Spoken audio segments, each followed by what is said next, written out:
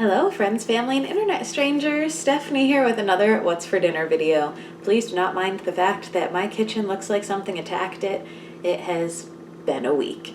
But since it has been a week, my mom is the sweetest. I was supposed to be going home to visit her this week, and that ended up not happening. So she knew I was pretty upset about it, and she sent me this adorable package. So this is not at all sponsored. This is a gift from my mother, but I wanted to share it in case anyone is looking for a great gift idea. This is a company called Kind Notes, and on the back it says, "Open one a day or anytime you need a smile." And inside it's all of these little envelopes that have little quotes and inspirational sayings on it. So, here, let's see. This one says, "Nothing can dim the light that shines from within." Maya Angelou. So, with that being said, let's get into some cooking. First up, some French onion soup. French onion soup is probably one of my favorite soups to eat. I don't make it very often though because it is a little bit more labor intensive. Most of the time I just saute onions when I'm going to have them in other dishes, but for French onion soup you really do have to fully caramelize them. And that can be a lengthy process to really bring out all of that flavor that you want in there. So if you are new to my channel, welcome. I hope y'all will consider subscribing and sticking around. It is not uncommon for me to use onions as an ingredient. I genuinely enjoy onions in most foods, even foods that other people might not put onions in. So I also have an Instant Pot version of French onion soup in a previous What's for Dinner video. I will link that down below in case you're curious on a faster way to make this. But this particular week I was really craving just like a really, really good cheesy French onion soup. And my Instant Pot one was good, but this one is better. So all I'm doing right here is just getting my onions in the pan with garlic salt, pepper, and butter, and moving them around a bit, starting to get them softened up a little bit, let them get a little bit brown, and then once they're starting to soften up, I do add a little bit more butter once I've got everything going in the pan there, and then I put a lid on it and let these just soften and cook down, stirring them only occasionally. So you can see they're already getting a little bit softer here. That lid had been on there for maybe 5 minutes. Another 5 minutes later, I check them again, and now they're browning up really nicely, and they're getting little good bits on the bottom of the pan there that are excellent to use for flavor.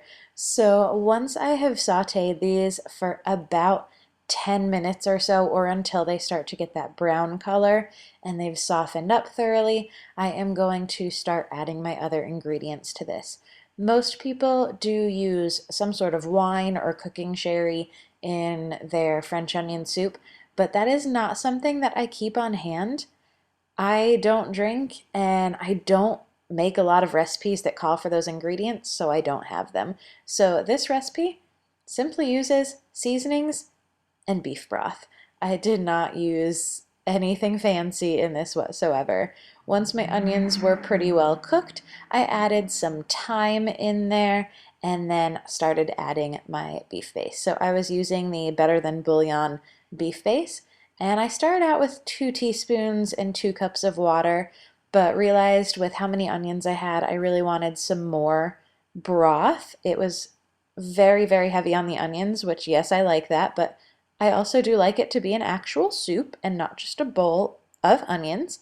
So I added 1 more teaspoon of the Better Than Bouillon and 1 more cup of water after this, and then put the lid back on and let this season up. Now, this takes a while, partially because you want to give it time for the flavors to really incorporate and all marry together and blend together. But I am impatient when it comes to food. I just want it to be done and I just want to eat it as soon as possible. So once you do get this simmering with a lid on it, you want to make sure it has at least 10 to 15 minutes on low heat to simmer and let those flavors marry together. I think I gave mine barely 10 because I was hungry. I think I made this after work when I made this, and I just wanted to eat at that point. This is why I need to meal prep, but I at least had chopped up the onions in advance, so I meal prepped a little bit. I'm trying to get better about that. That is my resolution for 2022, is trying to just eat at home more often and meal prep more so that I will be incentivized to meal prep more often. So this is what it looks like once it has come together. And I had these little crostini toasts that I had gotten from Aldi prior to the holidays. This was prior to the holidays. I think I got those before Thanksgiving, and this was somewhere leading up to Christmas. I started to put them in and then realized, wait, I'm going to have leftovers of this. I'll want to put more fresh ones in. So I moved them all over to one side of the pan and decided to only do half of the top so that when I had my leftovers the next night, I could then put fresh crostini toasts and fresh cheese on them. So I am putting some Swiss cheese and mozzarella cheese on here, putting the lid back on until it melts, and then moving this whole thing into my air fry oven, putting it on broil on high for 5 minutes, and look how beautiful that cheese is. This was restaurant quality cheese on top right here. This tasted delicious. I highly recommend trying this out. Next up, this was actually a lunch and not a dinner, but I have had this for dinner before, and I have also tried this different ways. So this is going to be a Brie Quesadilla. So I'm starting out with one of my Aldi Fit and Active tortillas, and then Aldi had also had this creme de brie cheese, so it was spreadable brie. You could also use regular brie, just take the rind off and spread it on there as well. So this is something that I do not only as a quesadilla, but I have also done this as a panini in a very similar fashion. So onto my tortilla, I've got my brie, and now I normally use cranberry sauce, but I had this IKEA sauce. It's the stuff they put on the side with the Swedish meatballs. And I had bought a jar of that and decided that sounded like it tasted good with the brie instead of cranberries. And then I had this half turkey, half ham package of deli meat. So I did 2 slices of turkey and 2 slices of ham. And then when I have spinach, I will also put spinach on this, whether I do a quesadilla or a panini. And then I love my onions. So here are some sauteed onions going on as well. And then to top this all off, I love doing brie and turkey or ham or both with apples. Brie and apples is one of my favorite combinations. So I'm just taking about 1/4 of an apple here, slicing it really thin and putting it on the top of my quesadilla there. And then this is ready to flip over into a pan. So I prep my pan with a little bit of butter, and that's it. I throw this onto the buttered pan and just cook it until it's done.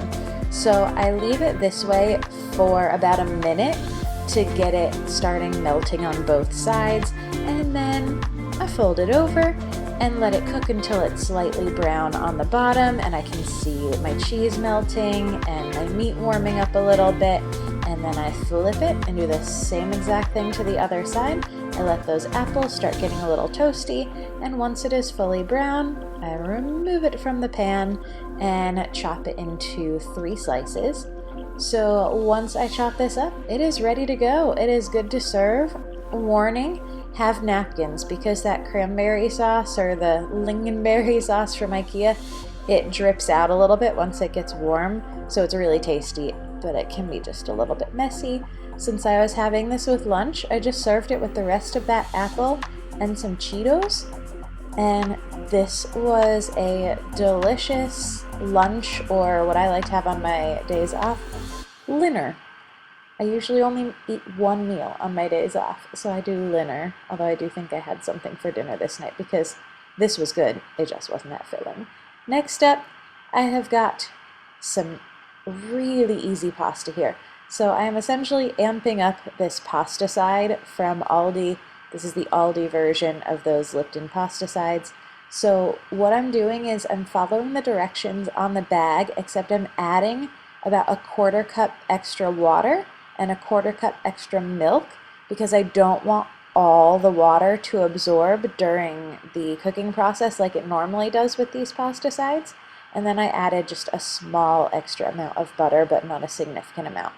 So I do cook it in terms of cook time for the same as it says on the package. And once it's done with that, I add a little bit of heavy cream.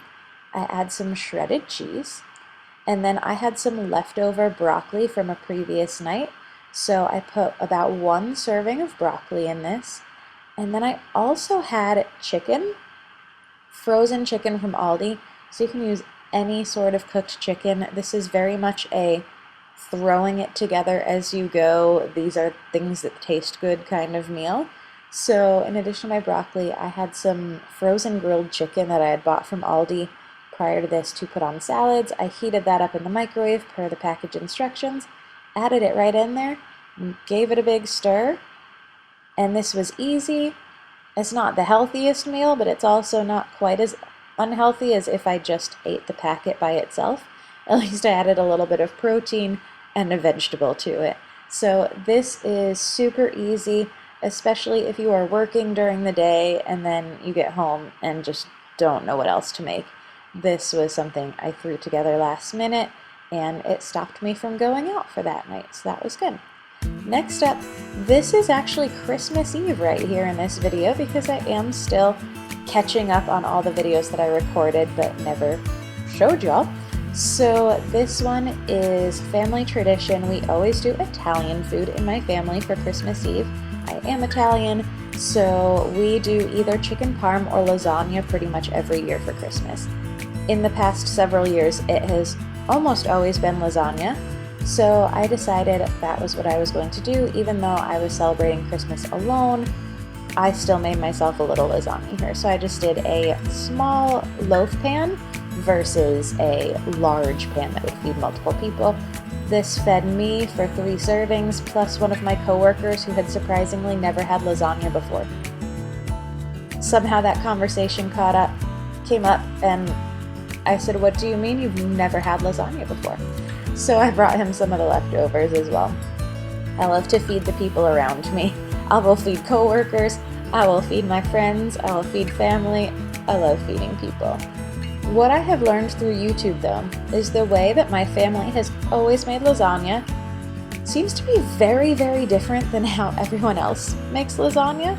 So we do not make a cheese mixture. We do not make a meat mixture. We assemble all of the ingredients into one pan and layer them together. So what you can see me layering together in this video. I started with a layer of sauce, and I do have a video of how I make my homemade spaghetti sauce.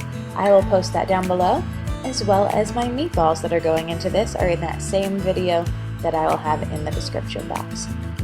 I have never used oven-ready lasagna before this, so I was skeptical. But I decided I would soak it in water first, even though I know I didn't have to cook it or even do that. I had read that it is helpful to soak it for a few minutes. So I had soaked this in not boiling but warm water. And then on top of my lasagna noodles, I layer meatballs, cooked sausage. I used pre-made sausage, one of those chicken sausages that you get in the store. This one was a garlic and sun-dried tomato chicken sausage. Normally we just use regular Italian sausage and then cook it ourselves, but I was feeling a little lazy this Christmas. So I just went with this stuff, and since it was fully cooked, I didn't need to do anything to it. So that sausage, the meatballs, pepperoni, which I know not everyone puts pepperoni in lasagna, but if you've never tried it, highly recommend. Don't knock it till you try it, but I love pepperoni in the lasagna. And then instead of a cheese mixture, we do little drops of ricotta sprinkled throughout, and then mozzarella and Parmesan layered in there as well. So there's my last layer of mozzarella, a little bit of Parmesan, one more layer of sauce, one more layer of pasta. Then I'm gonna do one more layer of sauce to then put the cheese on top. In addition to mozzarella, I had an Italian blend cheese. So I used mozzarella throughout, and then I started using up my Italian blend, partially because I didn't have enough mozzarella, and partially because it sounded like a good idea. So I top it off with the cheese. Cheese goes on. This goes into the refrigerator covered in foil, and then the following day I baked it at 350 for an hour covered and then a half hour uncovered, and this was my beautiful result. A nice holiday meal by myself. Thank you so much for watching. I hope y'all enjoyed this video and it gave you some meal inspiration. If it did, I hope you'll give this video a thumbs up. Leave me a comment down below with which of these meals was your favorite, or if you have any Christmas holiday traditions, even though we are past Christmas. This was my Christmas dinner, that last recipe. So let me know what you had for Christmas this year. Thanks so much for watching.